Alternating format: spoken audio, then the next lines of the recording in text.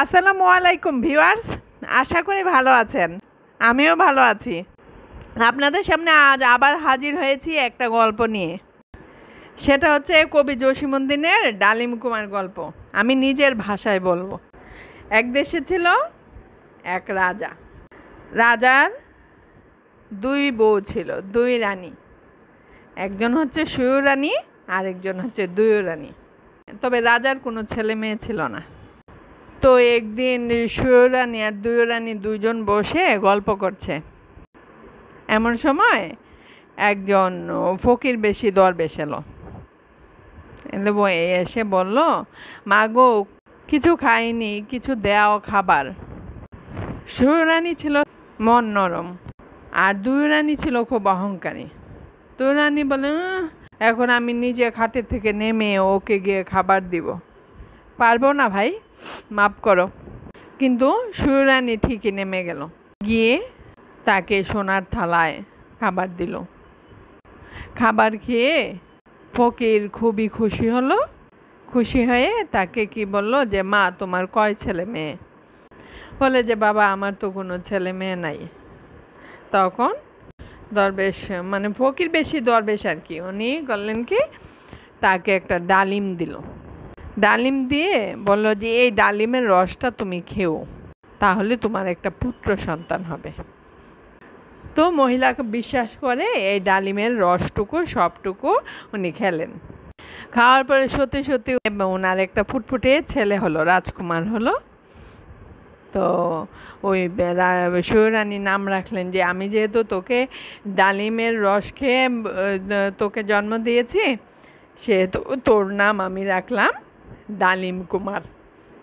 তো দিন যায়, মাস যায়, ওইদিকে দুয়ুরানী এই ছেলেকে দেখে আর হিংসায় বাঁচে না। রাজাও একটা ছেলে পেয়ে সন্তুষ্ট, তার এখন রাজকুমার হয়েছে, বংশধর হয়েছে। ছেলে আস্তে আস্তে বড় হতে থাকে। ধীরে ধীরে রাজপুত্র 7-8 বছর যখন হয়ে গেছে, তখন তার খেলার সাথী হিসেবে রাজা মন্ত্রীপুত্রকে নিয়োগ দিল। মন্ত্রীপুত্র আর রাজার পুত্র সব সময় সারাদিন খেলাধুলা করে। তো তাদের অনেকগুলো কবুতর ছিল। এই কবুতর দিয়ে তারা দুজন সব সময় খেলতো। কবুতরগুলিকে রং করতো, মানে সাদা কবুতরকে লাল রং দিত, অনেক আদর করতো কবুতরকে। একদিন তার একটা কবুতর উঠতে উঠতে দুয়ুরানীর বাসায় চলে গেল। তখন দুয়ুরানী তো সবসময় এই রাজার এই রাজপুত্রের উপর সবসময় তার হিংসা, যে তার নিজের ছেলে নাই, সৎ ছেলে, তার জন্যে। তো কবুতরটা যাওয়ার সাথে সাথে সে আঁচলের নিচে কবুতরটা লুকিয়ে ফেললো। তো কবুতর তো রাজপুত্রের খুব প্রিয় ছিল, গিয়ে বললো, দুয়ুমা আমার কবুতরটা কি তুমি দেখেছো? তখন বলে, না দেখিনি। এর মধ্যে কবুতর বাকবাকুম করে ডেকে উঠলো। এই শুনে বলে যে, দুয়ুমা তোমার কাছেই তো আমার কবুতরটা আছে, কবুতরটা দাও। তখন বলে কি যে, না দিব না। ওদিকে কবুতরটা বাকবাকুম ডাবা ডাকতেই আছে রাজপুত্রের কাছে আসার জন্য। তখন রাজার ছেলে উতলা হয়ে বলছে যে, কেন দিবা না দুয়ুমা? বলে কি যে, তোর মৃত্যু কিভাবে হবে এটা যদি তুই তোর মার কাছ থেকে এনে আমাকে জেনে দিতে পারিস, তাহলে তুই কবুতরটা পাবি। তখন ছোট ছেলে, সে তো দুয়ুরানীর চালাকি বুঝে নাই, সে দৌড়ে মার কাছে গেল, বলল, মা বলো আমার মৃত্যু কিভাবে হবে। তখন মা তো বলতে চায় না, অনেক পিড়াপিড়িতে মা বুঝতেও পারে নাই যে ছেলে কেন বলছে। হ্যাঁ, ছেলেকে এটা তার মাথায়ও আসে নাই যে এটা জিজ্ঞেস করবে, কেন তুমি এটা জিজ্ঞেস করছো। কিন্তু এক পর্যায়ে ছেলের পিড়াপিড়িতে, ছেলেকে তো খুব ভালোবাসে সুয়ুরানী, তো ছেলের খুব পিড়াপিড়িতে বলল যে, আমাদের যে সবচেয়ে বড় পুকুরটা আছে, পুকুরটার মধ্যে তো অনেক মাছ আছে, কিন্তু সবচেয়ে বড় যে বোয়াল মাছটা, ওই বোয়াল মাছটার ভেতরে একটা সোনার হার আছে। ওই হারটা যদি কেউ গলায় পড়ে, তাহলে তুই মারা যাবি বাবা। এই কথাটা তোকে আমি অনেক ভালোবাসি বলে এই কথাটা আমি তোকে বলে দিয়েছি, এটা কিন্তু তুই খবরদার কাউকে বলবি না। বলে, আচ্ছা মা, বলবো না। তো ছোট ছেলে সে তো বুঝে না এই ঘটনার সিরিয়াসনেস। সে গিয়ে দুরানিকে বলেছে যে আমাদের পুকুরের যে আমাদের বাসার সামনে যে তাল পুকুরটা আছে ওইটার যে সবচেয়ে বড় রাঘব বোয়ালটা আছে ওইটার ওর ওর গলার হারটা যদি কেউ পরে তাহলে আমি মারা যাব। তো দুরানি তো একদম খুশি, হ্যাঁ নে নে নে নে তোর কবুতর নিয়ে যা, দিয়ে দিয়েছে কবুতর। ছেলে তো খুশি মনে চলে এসেছে, আবার মন্ত্রীপুত্রকে নিয়ে সাথে নিয়ে খেলতে বসেছে। আর দুরানি তো শয়তান, পরের দিনই ফোন দিয়ে আসছে তার খাটের নিচে কতগুলো পাট শোলা দিয়ে যেন মর্মর শব্দ করে ওরকম একটা আওয়াজ বানিয়ে সে চিৎকার করছে, রাজাকে খবর দাও, রাজাকে খবর দাও, আমি অসুস্থ, আমি অসুস্থ। পরে রাজা তাড়াতাড়ি আসলো, কি হয়েছে দুরানি, তোমার কি হয়েছে? বলে আমার কোমর মর্মর রোগ হয়েছে, আমার সারা শরীরে ব্যথা, আমি করতে পারি না, আমি হাঁটতে চলতে পারছি না। হ্যাঁ, তো আমি বৈদ্য ডেকে, আচ্ছা বৈদ্য ডাকি। বলছে যে না আমি বৈদ্য আমি ডেকেছিলাম, কিন্তু বৈদ্য বলেছে যে আমাদের যে পুকুরটা আছে ওই পুকুরের যে সবচেয়ে বড় বোয়াল মাছটা আছে সেই বোয়াল মাছটা কেটে ওইটা যদি রান্না করে ওটার তেলটা যদি আমি খাই তাহলে নাকি আমার এই রোগটা ভালো হয়ে যাবে। এই কথা শুনে রাজা করলো কি, রাজা তো আর জানে না ঘটনা, তো রাজা করলো কি সাথে সাথে ওই নির্দেশ দিল ওই পুকুর সেঁচা হোক, পুকুর থেকে সবচেয়ে বড় রাঘব বোয়ালটাকে তোলা হোক। পরের দিনে পুকুর সেঁচা হচ্ছে, পুকুর সেঁচা হচ্ছে, ওইদিকে মন্ত্রীপুত্র আর রাজার পুত্র খেলাধুলা করছে। এই টাইমে কোটাল পুত্র এসে বলল যে জানিস আজকে আমাদের রাজার পুকুরটা সেঁচা হচ্ছে, অনেক অনেক মাছ উঠেছে।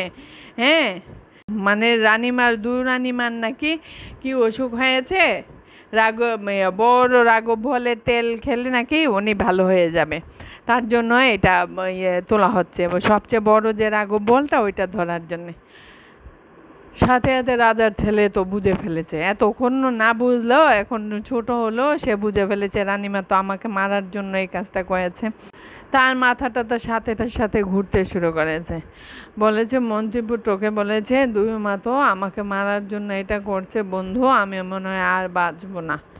তখন মন্ত্রীপুত্র তো তার ঘনিষ্ঠ বন্ধু, তাকে সে বলেছে ঘটনা যে ওই দিন যে কবুতর আনতে গিয়েছিলাম তখন তো দুরানি আমার কাছ থেকে এটা জেনে নিয়েছে যে এই রাঘব বোয়ালের পেটের হাড়টা যদি উনি পড়ে তাহলে তো আমি মারা যাব।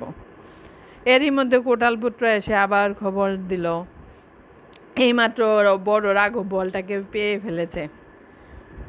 সাথে সাথে ওর মাথা ঘুরতে থাকলো, একদম অন্ধকার নেমে আসছে চারদিকে। ওই যে আবার সে আরেকজন এসে খবর দিচ্ছে যে এই যে মাছটা রানীর মার কাছে নিয়ে গেছে মাত্র। তখন সে কী করলো, বলে যে আমার তো আর আব্বা আম্মার সাথে দেখা করার সময় নাই। মন্ত্রীপুত্রকে বললো তুই আমার আব্বা আম্মাকে দেখে রাখিস আর আমাকে ভুলে যাস না, আমার কথা মনে রাখিস। হ্যাঁ বলে সাথে সাথে সে মাটিতে লুটায় পড়ছে, কারণ মাছটা ততক্ষণে দুরানি হাতে চলে গিয়েছে। আর দুরানি নিজের হাতে মাছটাকে দা দিয়ে কেটেছে। সাথে সাথে রাজার ছেলে লুটায় পড়েছে মাটিতে। বলেছে যে আমি আর থাকতে পারছি না, আমার মনে হয় আর সময় নেই। বন্ধু তুমি আমাকেও স্মরণ রেখো, আম্মা আব্বারকেও তুমি দেখে রাখো। এর মধ্যে মাছটা কেটে যখন হাড়টা গলায় দুরানি পরে ফেলেছে রাজার ছেলে মারা গিয়েছে। তো সে তো কোনো ওইদিকে মন্ত্রীপুত্র কোনো ইয়েকে খুব ভালোবাসতো রাজার ছেলেকে। সে করলো কি সে কাঁদতে কাঁদতে রাজার কাছে গিয়ে খবর দিল। এখন তো রাজা রানী দুইজন মানে সারা রাজ্যে দুঃখ শুরু হয়ে গেল, সবার কান্নাকাটি শুরু হয়ে গেল, রাজপুত্র মারা গিয়েছে। ওইদিকে মন্ত্রীপুত্র কী করলো, মন্ত্রীপুত্র বলল যে না আমার বন্ধুকে আমি চিতায় পুড়তে দিব না, কবরও দিতে দিব না। আমার বন্ধুকে রাজাকে বললো যে একটা মন্দির বানিয়ে দাও, স্বর্ণ মন্দির, ও মন্দিরের ভেতর আমি আমার বন্ধুকে রাখবো, তাকে আমি পুড়তে দিব না। যেহেতু ছেলের বন্ধু ডালিম কুমারের বন্ধু দেখে তার প্রতিও রাজার একটা ভালোবাসা ছিল, তার এই কথায় রাজা আর কি করলো, ছেলেকে পুরলো না, রাজপুত্রকে পুরলো না, একটা মন্দির নির্মাণ করলো, স্বর্ণ মন্দির। ও মন্দিরের ভিতর রাজপুত্রকে রেখে দিল। তো হয়েছে কি, তো মন্দিরের সামনে বসে মন্দিরে এই রাজপুত্রের সামনে বসে মন্ত্রীপুত্র সব সময় কান্নাকাটি করে, বন্ধু উঠো উঠো। সেও তো ছোট মানুষ, সে ভাবে যে বন্ধু মরে নাই, বন্ধু একসময় উঠবে। তো এই আশায় সে কী করে, প্রত্যেক দিন বন্ধুর জন্য খাবার রেখে যায়। এভাবে অনেক দিন চলে গিয়েছে। দেখা যাচ্ছে যে ফার্স্টে প্রথম দেখা যাচ্ছে যে বন্ধু উঠো বলে খাবার রেখে যায়, কিন্তু কেউ এই খাবার খায় না। পরের দিন সে আবার খাবার দাবার পরিষ্কার করে, আবার বন্ধু উঠো বলে আবার রেখে যায়। এভাবে যাইতে যাইতে প্রায় বছরখানেক চলে গেল। ওইদিকে হয়েছে কি, দুই রানী ভাবলো যে এখন তো আপদ বিদায়ী হয়েছে, এখন আর এত টেনশন নাই। তো রাতের বেলা সে কী করে, রাতের বেলা সে গলা থেকে হাড়টা খুলে সে ঘুমায়। রাতের বেলা যখন সে হাড়টা খুলে ফেলে রাজার ছেলের, তখন আবার ফিরে আসে, সে আবার জীবিত হয়ে যায়। জীবিত হয়ে, তো প্রথম দিন জীবিত হয়ে কাউকে পেল না। বন্ধু বন্ধু ফার্স্টে মন্ত্রীপুত্রকে ডাকতে থাকলো, বন্ধু তুমি কোথায় কোথায়। পরে দেখলো যে মাথার সামনে খাবার, তো সে তো ক্ষুধার্ত ছিল, সে খেয়ে নিল। পরের দিন মন্ত্রীর ছেলে এসে যখন আবার পরের দিন দুই রানী হাতটা পড়েছে গলায়, তখন তো সে আবার মৃত হয়ে গিয়েছে, আবার সেই লুটায় ঘুমায় আছে বিছানায়। ওইদিকে মন্ত্রীর ছেলেরা আসছে দিনের বেলায়, এসে দেখে খাবার নাই। তখন সে ভাবতে লাগলো কী ব্যাপার, খাবার কে খাইলো। তো সে ভাবলো যে আজকে যাবে না, বন্ধুকে আসলেই উঠেছে কিনা, তার ডাকে সাড়া দিয়েছে কিনা। তো ওই দিন সে রাতের বেলা পর্যন্ত এখানে বসে থাকলো। ওইদিকে হয়েছে কি, যথারীতি দুই রানী রাতের বেলা যখন হাড় খুলেছে, বন্ধু ডালিম কুমার উঠে পড়েছে, উঠে বন্ধুকে দেখে জড়ায় ধরেছে। তখন বন্ধুকে সব কাহিনী খুলে বলেছে যে এই হাড়টার কারণে তো এই ঘটনা ঘটেছে। তো তখন তো শুধুমাত্র বলে যে বাসায় কাউকে বলিস না, তাহলে দুই রানী আবার আমাকে মারার ব্যবস্থা করবে। তো এখন মন্ত্রীপুত্র সবসময় এখানে আসে, কিন্তু কোনোদিন কাউকে জিনিসটা বলে না। এভাবেই চলতে থাকলো, আরও কয়েক বছর চলে গেল। ওইদিকে হয়েছে কি, আরেক দেশের রাজকন্যা, হ্যাঁ, জ্যোতিষী বলেছে তার বিয়ে হবে এক মৃত রাজপুত্রের সাথে। তো এখন ওই রাজপুত্র কোথায়, মৃত রাজপুত্র কোথায় খুঁজে পাচ্ছে না। শেষ পর্যন্ত ওই মেয়ের সাথে দাসী সৈন্য সামন্ত সব দিয়ে পাঠিয়ে দিয়েছে, যেখানে মৃত রাজপুত্র থাকবে সেখানে যেন মেয়েকে রেখে তারপর চলে আসে অন্যরা। তো ওরা ঢোল বাদ্য বাজিয়ে ঘটা করে রাজকুমারীকে নিয়ে সব দাসী সৈন্য সামন্ত সব ঘুরতেছে সারা দেশ, এই দেশ ওই দেশ, ঘুরতে ওরা এক পর্যায়ে কী করলো, এই স্বর্ণ মন্দিরের পাশে আসলো। তো এই স্বর্ণ মন্দিরটা দেখে রাজকুমারী বললো, দাঁড়াও, মন্দিরটা এত সুন্দর একটা মন্দির, আমি একটু ঘুরে আসি মন্দিরটা। ঘুরতে সে যখন মন্দিরের দরজার সামনে গেল, দরজাটাও খুলে গেল। তখন সে ভিতরে ঢোকার সাথে সাথে দরজাটা গেল বন্ধ হয়ে, আর ওখানে দেখলো যে খাটের উপর একজন রাজপুত্র শুয়ে আছে মৃত। তখন সে সৈন্য সামন্ত সবাইকে বলল যে আমি আমার স্বামীকে খুঁজে পেয়েছি, তোমরা চলে যাও। পরে সব চলে গেল। এখন মেয়েটা এই ছেলেটার সেবা করতে থাকলো। সে কখনো ঘুম থেকে ছেলেটা উঠে কিনা, তার রাজকুমার উঠে কিনা সেটা অপেক্ষা করতে থাকলো। যথারীতি মন্ত্রীপুত্র রাতের বেলা আসলো, তার কাছে কাহিনী বলল। ওইদিকে রাতের বেলা রাজপুত্র ডালিম কুমারও ঘুম থেকে উঠলো। পরে মন্ত্রীপুত্র খুব খুশি হয়ে দুইজনের বিয়ে দিয়ে দিল, মন্দিরের চারপাশে ঘুরে বিয়ে দিয়ে দিল। বিয়ে দিয়ে দেওয়ার পরে এখন তো রাজপুত্রের বউ হয়ে গেল। এরা তিনজন খালি জানে ঘটনা। এভাবে দিন যাইতে থাকলো, আরও কয়েক বছর হয়ে গেল। দেখা যাচ্ছে যে রাজকুমারী সন্তান সম্ভবা। এভাবে দেখা যাচ্ছে যে এরা 3টা বাচ্চাও এখানে হয়ে গেল।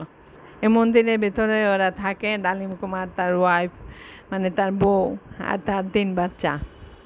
তো এখন মন্ত্রীপুত্র আর রাজকুমারী মিলে বললো যে এইভাবে আর কতদিন থাকবো, এখন এবার তো দেশে যাওয়া উচিত।